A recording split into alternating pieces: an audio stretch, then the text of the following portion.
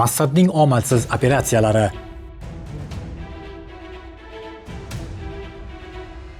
Al-Aqso to'foni operatsiyasi. 2023-yil 7-oktyabr kuni Hamas G'azo chegarasiga yaqin hududlardagi Isroil aholi punktlariga kutilmaganda hujum qildi. Tahlilchilar bu hujumni oldindan aniqlay olmagani uchun Massadni keskin tanqid qilishdi. Bu holat Isroilning Hamasga nisbatan qo'rqitish strategiyasidagi jiddiy zaiflikni va razvedka tizimining ishdan chiqqanini ko'rsatadi.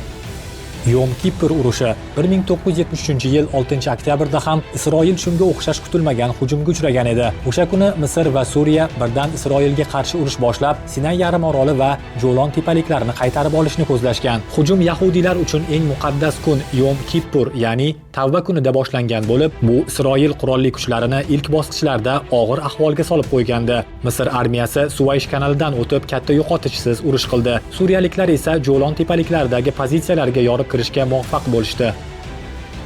Mahmud Az-Zaharning nishonga olinishi.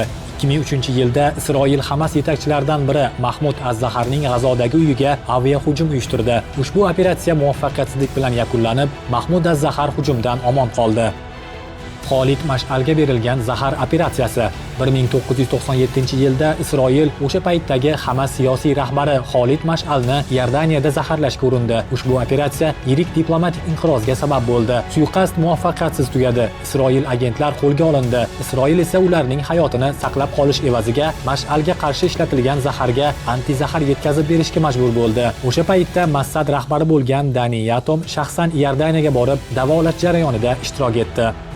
Suzanna operatsiyasi fosh qilinishi. Misr prezidenti Jamol Abdul Nosir Suvaysh kanali Misr tasarrufiga o'tganini e'lon qildi. 1954-yilda Misr hukumati Suzanna operatsiyasi nomi bilan tanilgan Isroilning maxfiy josuslik rejalarini fosh qildi. Rejaga ko'ra, Isroil agentlari AQSh va Britaniyaga tegishli obyektlarga bomba joylashtirib, Britaniyani Misrdan, xususan Suvaysh kanalidan harbiy kuchlarini olib chiqmaslikka majburlamoqchi bo'lgan. Operatsiya fosh bo'ldi va muvaffaqiyatsizlikka uchradi. Bu voqea tarixda Lavon mojarosi nomi bilan tanildi. Chunki o'sha vaqtdagi Isroil mudofaa vaziri Pinxas Lavon bu rejalarning ishlab chiqilishida ishtirok etganlikda ayblangan.